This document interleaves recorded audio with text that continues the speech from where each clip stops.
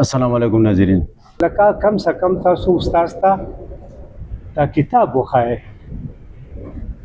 که د پرایمري استاد دی نو هغه له د پرایمري سبق نه ورځي، که د میډل استاد دی هغه له د میډل سبق نه ورځي، او که د های استاد دی هغه له د های هغه سبق نه ورځي، او که د هایر سیکنډري هغه استاد دی هغه ته په خپل سبجیکټ باندې کمانډ نه دی حاصل.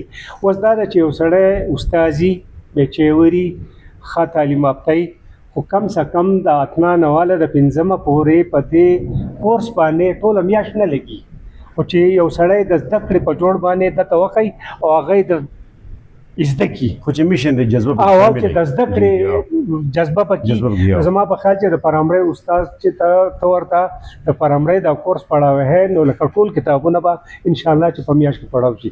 تاسو د تجربې په مناسبت سره به د نو تاسو کومه چې موجوده سیټ اپ نن سبا روان دی د ایجوکیشن کې خپل یو سیټ اپ کړي خیال کړی موږ ډیر جوړ پاتې شو ټول ته پته ده نو د دې سیټ اپ نه تاسو مطمئن یې به حیثیت استاد کا څنګه نه جزو خو تاسو یقینه کوي نوم به اخلم او چې هغه ته یادوم شي.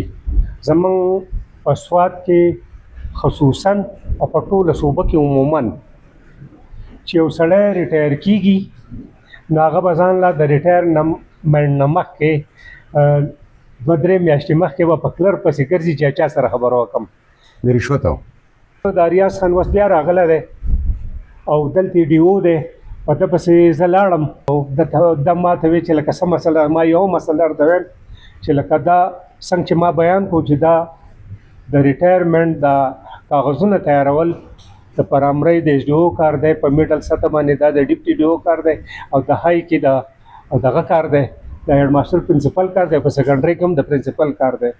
دی زما سره په دې خبره اګري شو او دا ما ته وی چې ته درخواست ولیکه.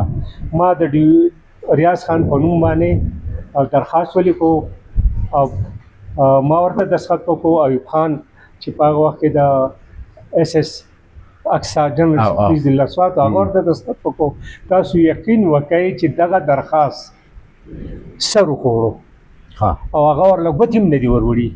او لکه زه یقینا چې لکه په دې خبره انتهایي خفه یم چې لکه زما نه یو کلرک د ډي او په آفس کې پیسې اخلي، زه کلرک ته ګناه نه کوم، د روغاني صاحب خبره دا افسر علاج پکار دی افسر علاج پکار که نه جي.